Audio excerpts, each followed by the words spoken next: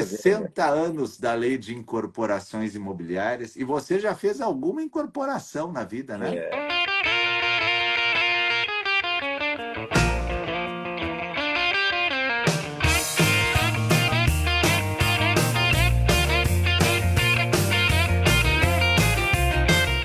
Já recebemos alguma coisa aqui, né, professor? Muitas. Muito forte, né? A construção civil é o segundo pilar da economia. A gente anda, onde a gente passa nas ruas, aí tem um tapume com um prédio sendo construído. É impressionante. É impressionante. Impressionante. A lei é antiga, 60 anos, né? Mas ela ainda é aplicada porque ela deixou um legado na história do Brasil, né? Permitiu que as incorporações surgissem tal e qual como o condomínio de lotes, que foi uma coisa que depois veio e a gente conseguiu adaptar bem, né? Exato. E é bonito de ver a história da incorporação na legislação, é do antes e o depois. É E isso aí, algumas eu quero saber isso aí.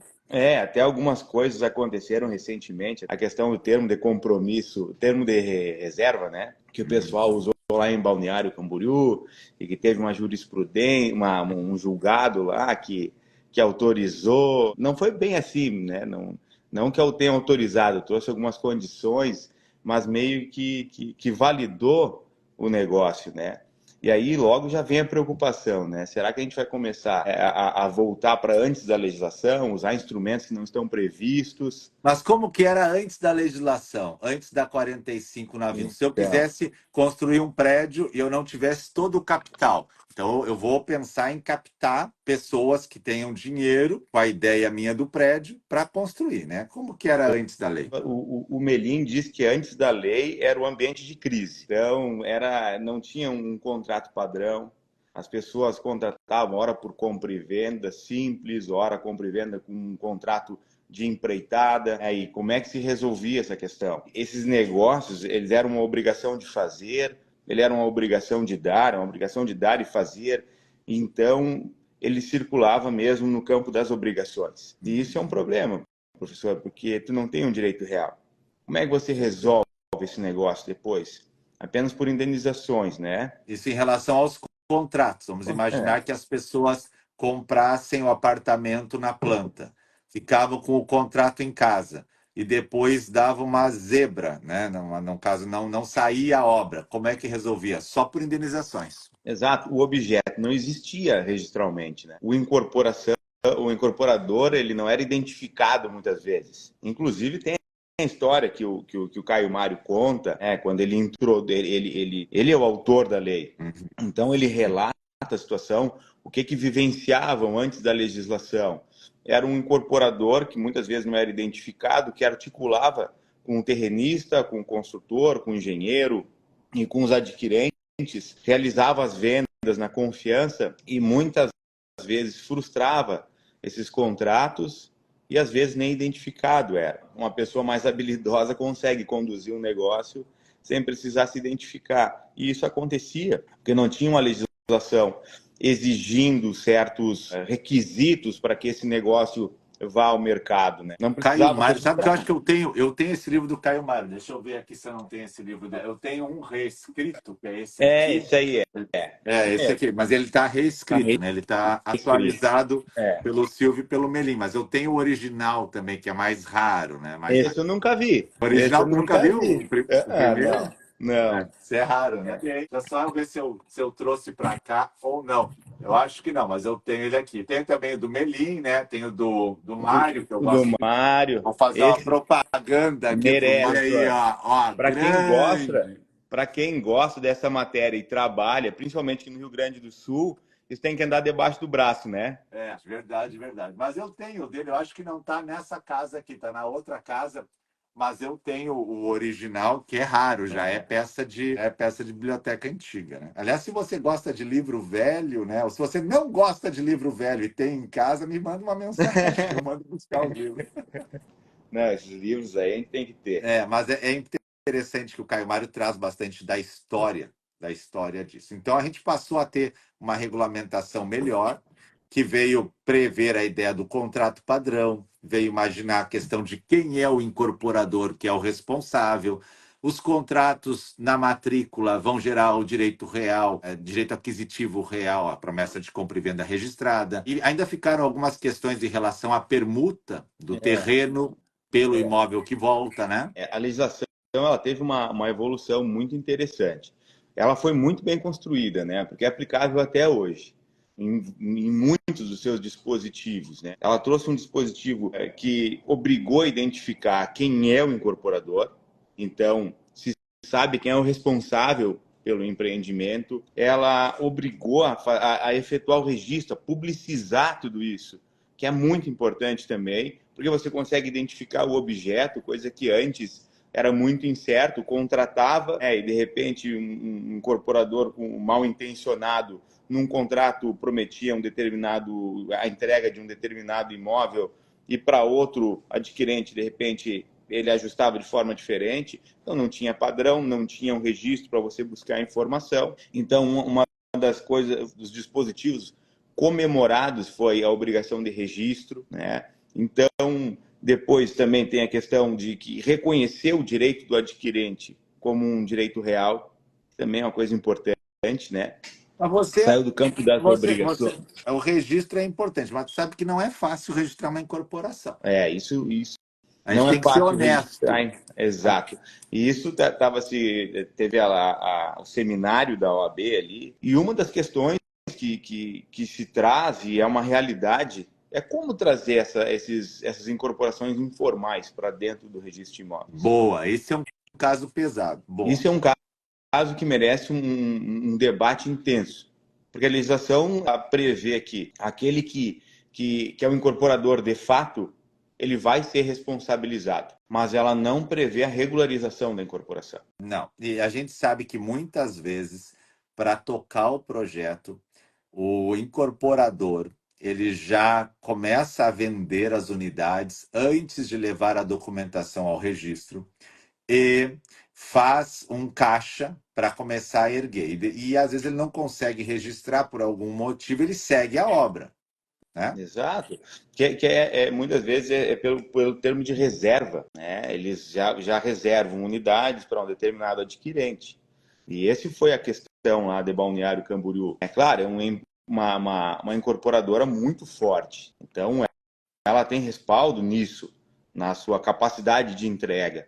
Mas se isso vira uma prática e pega incorporadores que não têm a mesma capacidade de conclusão de obra, como é que fica a situação? Precisa estar regulado. Eu já tive convite para investir em unidades na planta, amigos meus, assim, que tá parecendo um negócio, vai ser muito bom, não sei o quê. E aí eu fui ver, não tinha incorporação, não tinha nada. Ah, mas o cara é de confiança. E uma dessas, eu nunca investi nisso aí, mas uma dessas vezes deu zebra. E os meus amigos perderam o dinheiro e tá lá o esqueleto no interior do estado do Rio Grande do Sul, eu não vou dizer aonde. Tá lá o esqueleto do prédio, bem lindo, cheio de mato. Eu já estava conversando com um empreendedor, professor, ele estava 6 dias sem dormir. Tá bom. Não. Dormir mesmo. Ele disse assim, eu não consigo pregar o olho, Ele não tá tem quase, jeito. ele tá quase um concurseiro de cartório. Mais um pouquinho, ele tá apto a fazer concurso de cartório. Acho que a atenção deve ser bem parecida, né? 6 dias sem dormir, 18 empreendimentos. E empreendimentos de grande porte. É uma empresa muito forte, né? Mas mesmo assim, se não é uma empresa tão capitalizada quanto a dele, qual é a chance de um desses empreendimentos não ser entregue, né? Porque sabe que um problema que existe é que a gente não pode garantir que todos os compradores vão chegar ao final da incorporação. É que nem consórcio. O cara começa, eu vou fazer um consórcio. Consórcio é bom, porque consórcio, olha lá, o Pablo Marçal ficou rico com consórcio. Que consórcio? Aí os caras pagam 3 e desistem. Não quero mais gastar isso aqui, porque o consórcio demora. Às vezes leva 5 anos, 6 anos para. Que nem eu sou o último. Eu já sei, quando eu vou fazer um consórcio, eu sempre sou o último. Quando acabou, fechou, apagou a luz. Ah, tem professor Salomão, aqui está a sua cota. Eu nunca sou sorteado. Então tem gente que tem mais azar para consórcio. Aí o cara não vê o resultado, sai fora. A mesma coisa do prédio. O cara compra, vai pagando, a obra vai atrasar um pouquinho, demorou, daqui a pouco ele se separa, daqui a pouco alguém morre na família, daqui a pouco ele tem uma crise, perde o emprego, daqui a pouco ele não quer mais pagar. E como fica o incorporador também? Vamos olhar o outro lado, né? Quem é que arca com essas despesas? Porque a obra tem que concluir, né? Como é que fica? E a legislação ela foi muito inteligente, professor, porque ela trouxe instrumentos que possibilitam, por exemplo, a segregação patrimonial através de uma verbação de patrimônio de afetação. Não faça uma contabilidade conjunta, tem uma contabilidade própria para cada um desses Tá, empreendimentos, vamos vinculando explicar receita. o que é patrimônio de afetação. Para quem está aqui e ainda não entende disso, não quer dizer que você vá advogar para incorporadoras, mas talvez apareça para você um contrato de promessa de compra e venda de uma obra que não foi executada, e aí você vai com certeza advogar. E a questão é, o que é patrimônio de afetação? Esse é um bom conceito, né, Eduardo? Da gente pensar, né? Isso é algo facultativo, que não tem cabimento de ser facultativo, deixe bem claro, né, professor? Isso é obrigatório, né, mas é facultativo, que é um instrumento que o incorporador, ele averba no empreendimento, na matrícula do empreendimento, e faz uma segregação patrimonial. Ele blinda aquela incorporação, o patrimônio daquela incorporação, contra todos os credores que ele tenha no seu patrimônio geral. Então, se ele é devedor em outros empreendimentos que não tenham relação direta com essa incorporação, o credor não vai alcançar patrimônio que esteja dentro da incorporação. Né? Então, quer dizer, Obriga se a eu vou vincular construir um receita. prédio, botar as unidades à venda, eu posso separar um patrimônio meu que vai responder pela obra. Logicamente, isso dá mais segurança para quem é comprador, porque se eu quebrar, aquele patrimônio está vinculado a essa obra. A essa obra. E se eu formo uma comissão de representantes, professor, e quando o senhor falou, só um detalhezinho para quem pegar aí, ó. Quando alguém procura por conta de um contrato de promessa de compra e venda, que a pessoa não está conseguindo concluir o empreendimento, o olhar do advogado não pode ser só para resolver o contrato. Se ele tiver uma expertise um pouco maior, ele pode olhar para uma outra ferramenta, que é a questão da comissão de representantes, que é a recuperação desse empreendimento e um nicho de mercado muito interessante. Quer dizer que se eu não sou advogado mais, né? Mas eu sou registrador que nem você. Mas então, se o advogado recebe o cliente que o prédio não está em conclusão e ele está furioso, aí o advogado pode rescindir o contrato para pegar os valores pagos ou, como é que é o outro nicho? Ou formar uma comissão de representantes e, quem sabe, concluir esse empreendimento. Não é uma associação de moradores, não é aquela associação. Eu não preciso olhar para um serviço só, posso olhar, de repente, para outros, né? Essa comissão de representantes aí, ela tem acesso ao patrimônio do incorporador, esse de afetação? O patrimônio segregado, próprio da incorporação, né? Eles podem tocar a obra, né? Podem tocar a obra. Pode optar por tocar a obra, pode optar por fazer a liquidação dela, né? Tem requisitos, tem procedimentos bem detalhados. Numa situação, a gente recepcionou uma comissão de representantes que ela não atendeu exatamente a ordem, né, da formação da comissão de representante, das atas das assembleias que devem ser realizadas, mas ela cumpriu tudo, só não na ordem e no tempo previsto em lei, né? Fez notificação extrajudicial do incorporador. Então, para que isso pudesse ser admitido, para que pudesse afastar o incorporador, né, e a decisão dessa assembleia se efetivar, ele acabou suscitando dúvida para ter um respaldo do juiz no sentido de dizer, bom, pelo menos para fins de registro, é viável a gente averbar o afastamento do incorporador e, a partir daí, a comissão de representantes fica investida no mandato que dá poderes para ele realizar a venda, né? Tá. Então vamos imaginar que uma incorporação está dando zebra, não está andando bem, é possível criar essa comissão. Isso é judicial? Isso hoje em dia é extrajudicial. Extrajudicial. Beleza. Então é é uma extrajudicial. Uma notificação que se faz obrigando o incorporador a entregar toda a documentação, a realizar os pagamentos que precisa realizar para aquele tanto que compete a ele pagar da obra.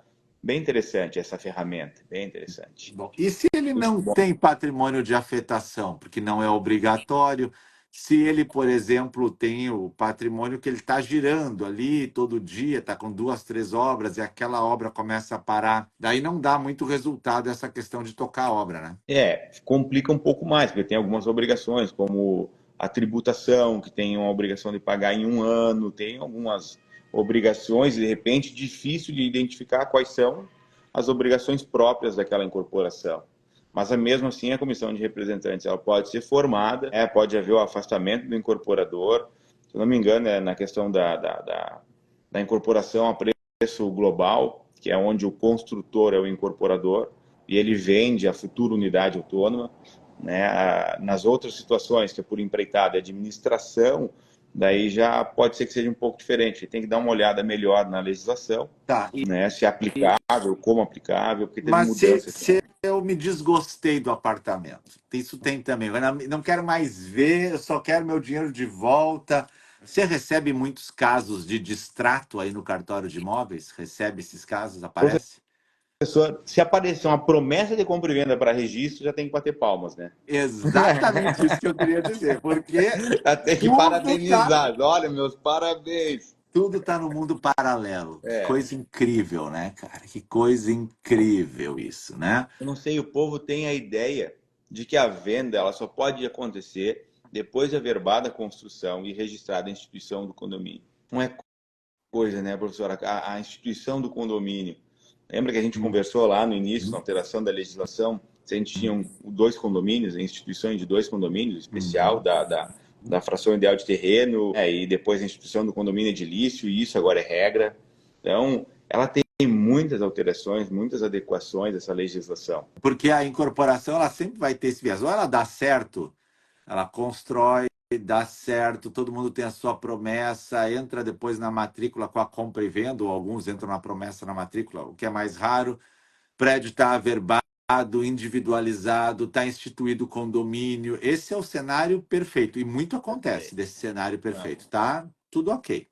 Mas também tem o problema de não concluir a construção, o pessoal ficar com os contratos na mão, as sessões de contrato ocorrem num mundo paralelo sem que venha ao registro, ao final as pessoas querem escriturar ou rescindir. Então, tem diversas situações. Isso se aplica a prédios, a condomínio de lotes, condomínio de casas, todo empreendimento que é vendido na planta, né? O que você vivencia aí, Eduardo, disso?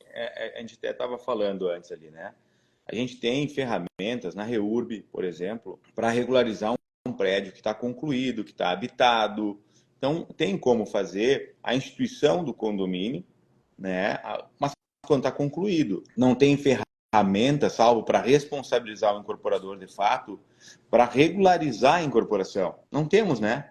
Não Não tem. Como temos. você já regularizou aí? Qual é a sua estratégia para regularizar? Porque o que chega para nós, vou fazer uma uso capião da unidade autônoma, uma briga isso, né? Não tem posse, não tem exercício de posse para usucapi, como é que faz? Exatamente. Né? A forma de regularizar é fazer reunir os adquirentes, né? E negociar com algum incorporador que queira assumir essa incorporação, né? E custear isso a um preço muito mais elevado do que o inicial. Isso acontece, né? Esses ajustes acontecem. Agora, não tem ferramenta para poder exigir que ele registre. Até tem para exigir que ele registre, mas se ele vai registrar a incorporação, o incorporador, se ele vai registrar ou não, é muito difícil, né? A gente vê muitos ajustes, até a gente viu a conclusão de um empreendimento recente, onde o terrenista, com capacidade de concluir a obra, concluiu. Mas era uma pessoa que tinha muito dinheiro e condições para não se incomodar, ele concluiu essa obra, né? Se ressarciu do que pôde, mas depois, para uma questão de cuidado com o imposto de renda, o que ele ia pagar de imposto lá, enfim, isso levou mais tempo para eles regularizarem. Mas, na verdade, o incorporador, ele está muito atrelado à sua reputação, não é, Eduardo? Porque se ele Sim. tem uma reputação forte, ele consegue trabalhar no mercado tranquilo. Agora, a reputação dele é muito jovem, ele ainda não tem isso, ele só tem boa vontade, ele vai ter mais dificuldades. Daí, talvez a história do patrimônio de afetação faça mais sentido. Ó, eu estou iniciando no mercado, né? vou construir esse prédiozinho, mas eu separei isso aqui para garantir a obra. Faz muito mais sentido, né? Professor, tem incorporador que vende praticamente a preço cheio, com fila de espera, né? Aqui em Não. Caxias tem umas duas, três incorporadoras que o pessoal já está esperando e perguntando para ele onde é que tu vai lançar um empreendimento novo. E, Porque os é, prédios deles são excelentes, acaba alto padrão de acabamento, entrega dentro do prazo. Então o pessoal já está esperando, tem fila de espera. Paga preço eu cheio, mesmo, como se tivesse construído. eu tenho uns estúdiozinhos que eu comprei, e aí o corretor ele sempre me liga assim, ó, vamos lançar dia tal. E aí se eu perco um pouquinho da Já passada, perdeu o já empreendimento. perdi, cara. Vende que nem pão quente, assim, ó, vende Professor, muito.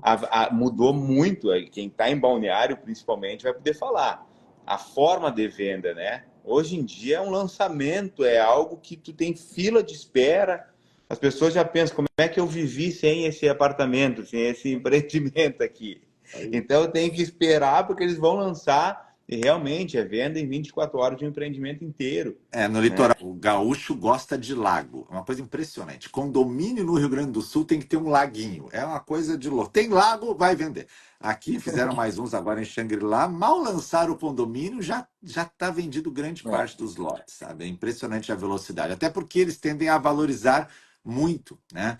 No meu condomínio de Torres, hoje um terreno custa uma média de 500 mil reais. Eles foram vendidos no começo dessa incorporação do condomínio de lotes, então, a 10 mil reais, né? Tu imagina, né, cara? Isso há 10 anos atrás, o cara comprou a preço de banana, né? Então, assim, é impressionante como o volume do negócio acaba criando uma outra característica, né?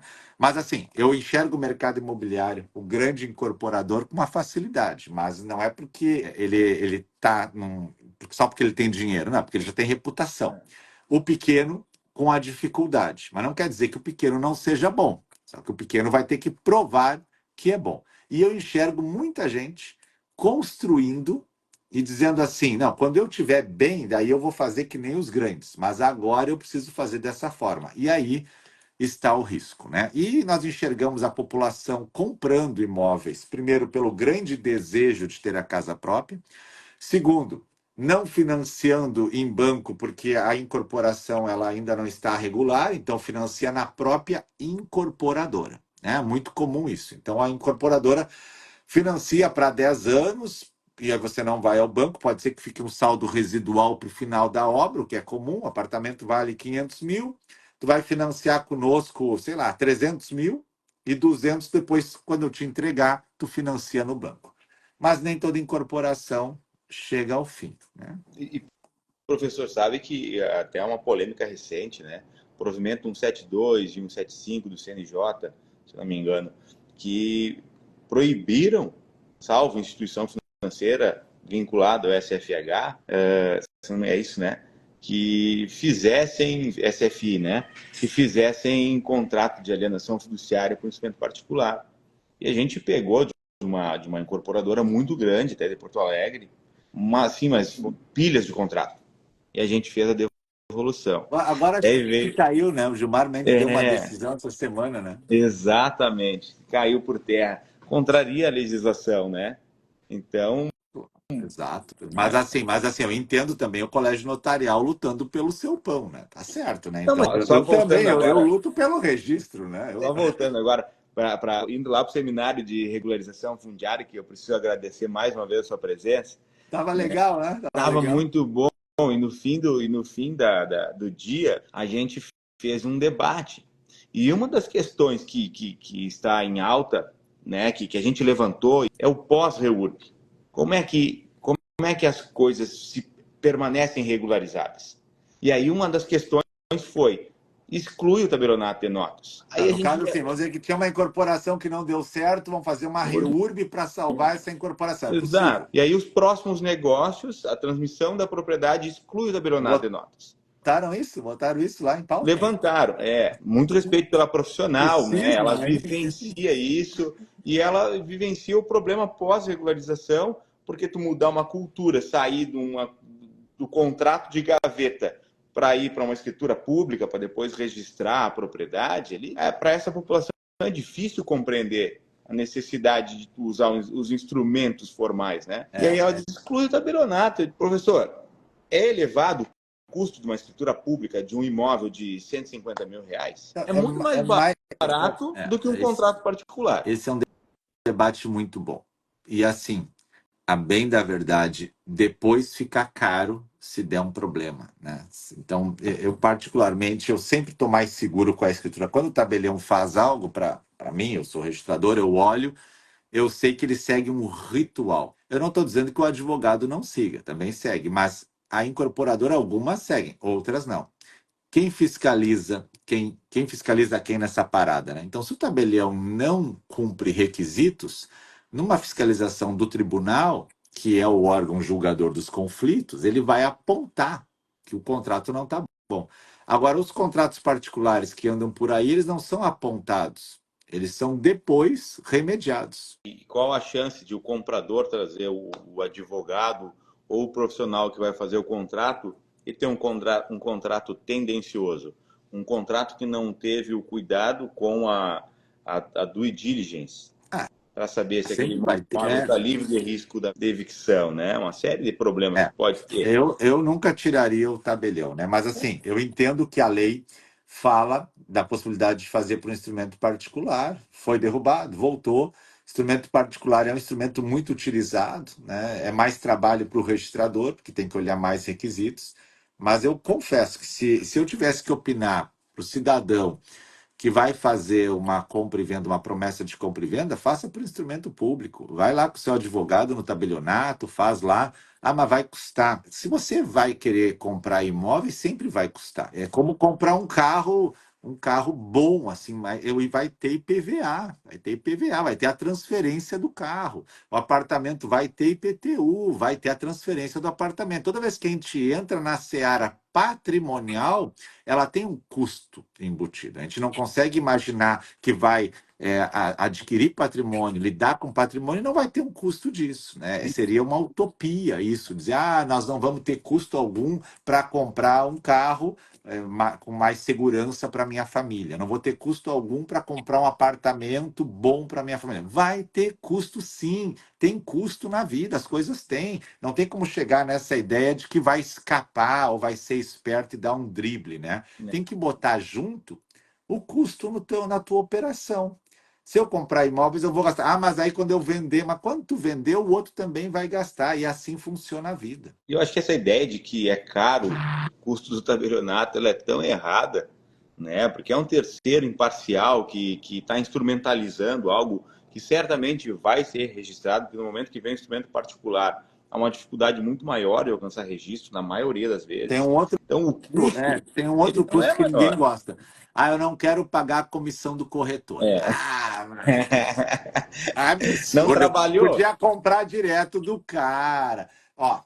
Para começar, o corretor bota o imóvel no mercado e tem a lista de contato dele. Esses dias tinha um imóvel aqui avaliado em 500 mil, o cara estava apertado, vendeu por 150. E aí, como é que ele vendeu, né? Não foi gritando no Facebook, né? Até porque ninguém sabe se é verdade ou não daí, mas ele falou para o corretor pegou a lista de investidores, acionou, vendeu em 1 hora e pouco, entendeu? Viu? Mercado de litoral. Então, aí o cara quer vender, bota lá. Aí o cara quer comprar, está procurando quem é que vai mostrar o imóvel para ele, quem é que vai abrir o imóvel para ele, vai explicar o imóvel, né? O proprietário não faz isso, ele precisa de um corretor. Então o corretor faz parte do negócio, ele está no jogo e ele está no jogo trabalhando. Mas eu acho injusto, é muito cara a comissão, é injusta.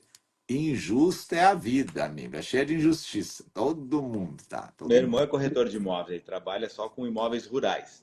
Então, tá rico, coisa boa, só fazendo. Tá bem, sim. Só são outros valores de negociações, né? Então, tem clientes muito bons e, graças a Deus, por isso ele tem tranquilidade na hora de receber as comissões. Mas ele sempre diz, tem muitos que acham que a gente não trabalhou. Tem muitos que acham que a gente não trabalhou. Sabe o que eu gosto quando eu compro de corretor? que eu entendo que ele fica vinculado a mim, que eu sou o comprador, tá? Então daí Depois depois ele vai se ter dá que um problema saber. no imóvel, e aí fulano, beleza? Ó, seguinte, entrou água na casa, que tu podia falar com o proprietário, e aí eu boto ele, e aí sabe o que acontece? É um outro fenômeno. Ele liga pro proprietário falando que tem um problema de infiltração, né? De infiltração aqui. Aí o proprietário, se trata ele mal, ele já não bota os imóveis do cara para venda na roda, entendeu? Então eles têm que tratar bem o corretor, porque o corretor ele tem muita venda, então tem que tratar. Então acontece que eu, como comprador, eu não gosto de ficar ligando para a incorporadora, né? Nem sei quem vai me atender lá. Agora, o corretor, eu ligo. Sou chato, né? Aí ele me liga, viu, tem umas ofertas para ti. Primeiro tem que ver aquele meu telhado que já está entrando água. É bom ter corretor. Corretor é bom, tem que encher o saco do corretor. O corretor grandão tem que encher o saco dele, pronto. Mas tem que Né? estar ciente que isso é parte dele, né? Pós-venda, Pós, ou seja, tu liga. Até porque, se o corretor não me atender depois que eu comprei, eu não compro mais dele, isso né? aí. Não compro mais dele. E vou falar mal dele. Fala mal das pessoas, não fala? Ah, aquele registrador é um chato. Ah, nunca mais falou comigo. A incorporadora entregou imóvel entrando água. Cara, a minha língua é uma espada. Onde eu passo, sai Se cuide. se cuide. Negócio bom tem reputação. Tem reputação. É isso aí. Permanece no mercado, né? É isso aí. Permanece no mercado. Vai lá, vai ver que a coisa é ruim. Bom, e aí, o que mais tu vai trazer Bom, ainda de professor, destaque? o que a gente queria falar, né, é trazer toda essa evolução e quanta coisa foi falado, né, vinculado à incorporação imobiliária e que a legislação teve todo um cuidado. Mas aí a pergunta é, a relação entre o incorporador e o adquirente, ela está muito bem regulada.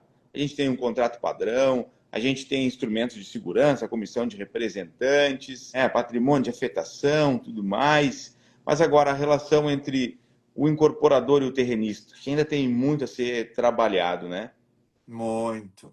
Até porque as pessoas que têm terreno e não têm dinheiro, elas enxergam a galinha dos ovos de ouro quando a incorporadora aparece e diz assim: nós vamos construir um prédio e vamos te dar 2 apartamentos de 2, 3 quartos, suíte. Tu vai morar num e poder alugar o outro, que vai te dar uma renda pelo resto da tua vida. Deus olhou para mim.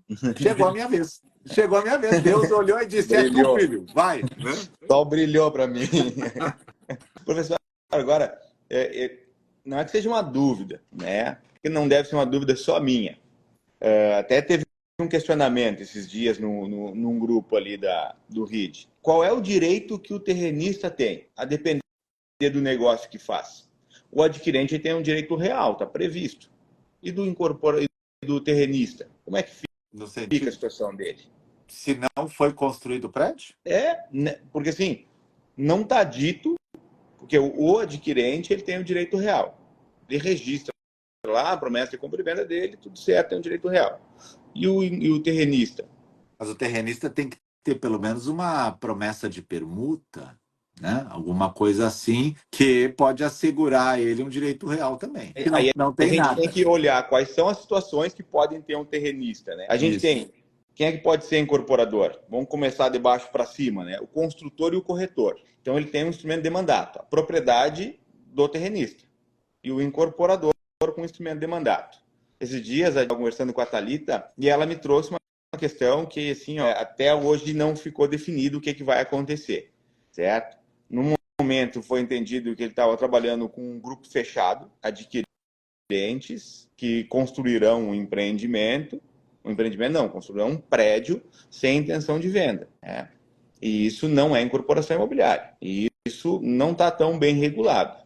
É outra questão que precisa de uma atenção melhor. Porque eu posso pré-instituir um condomínio e pré-atribuir unidades, e isso vai estar dentro do registro de imóveis. Boa essa tese. Eu já fiz isso aí, né? Tu sabe, eu já tive essa no passado, isso estava mais claro do que hoje. Bom, como eu tenho quase 30 anos de cartório, eu posso dizer, no meu tempo valia isso aí. E vale, tem né, fundamento para a gente admitir um registro desses, só que a questão tem padrão? Tem quem diga, faça dessa forma?